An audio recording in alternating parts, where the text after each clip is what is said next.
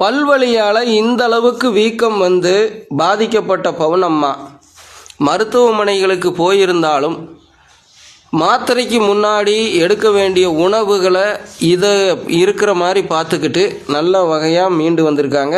இப்போ நீங்கள் பார்க்கறது அறுசுவை அமிர்தமாக பழைய சோறு தயாரித்தும் வீட்டில் நம்ம மாட்டு பால் வாங்கி உரையூற்றி தயிர் தயாரித்தும் அந்த தயிர் ஆடை அந்த மேலாடையோடு சேர்த்து எடுத்து இந்த மாதிரி பழைய சோறோட போட்டு கரைச்சி கொஞ்சம் சின்ன வெங்காயம் நல்லா நோட் பண்ணிக்கங்க, நாட்டு ரக சின்ன வெங்காயம் கொஞ்சம் இரும்பு கடாயில் வறுத்த கல்லுப்பும் போட்டு நல்லா கரைச்சி சரிங்களா சாப்பிட்டுட்டு வந்தாங்க.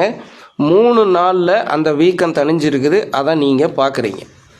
ஆன்டிபயாட்டிக் மாத்திரைகள் எடுத்திருந்தாலும் நல்லா நோட் பண்ணிக்கங்க, சாப்பாடு ஏதாவது சாப்பிட்ணும்லங்க, அதுக்கு இதை சாப்பிட்டு இருக்காங்க. நல்ல ரிசல்ட் கிடச்சிருக்குது. பல்லு மெல்றதுக்கும் கொஞ்சம் சௌகரியமாக இருந்திருக்குது. ஸோ எதிர்ப்பு சக்தி உணவு மூலியமாகவும் அதிகரிக்கிறதுக்கு இது உதவி இருக்குது. So the best protein source நம்ம வீட்டிலையே தயாரிக்கக்கூடியது. ஸோ நல்லா இருக்கிறப்பவே வயதானவர்கள், குறிப்பாக பல் பிரச்சனை உள்ளவங்க, எலும்பு நரம்பு பிரச்சனை உள்ளவங்க வாரம் 2 முறை சூரிய குளியலுக்கு பிறகு இந்த மாதிரி குரு பாகங்கள் இருக்கிறதாக பார்த்துக்குங்க. உங்களுக்கும் நல்ல ஆரோக்கியம் கிட்டும்.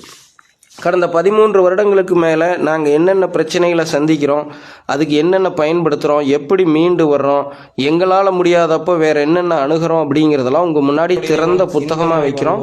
வேணுன்னா உங்கள் சுய விருப்பத்தில் பின்பற்றி பலன் பெற்றுக்கொள்ளுங்கள். ஃபாலோ பண்ணி, லைக் பண்ணி, சப்ஸ்கிரைப் பண்ணி, பெல் சிம்பல்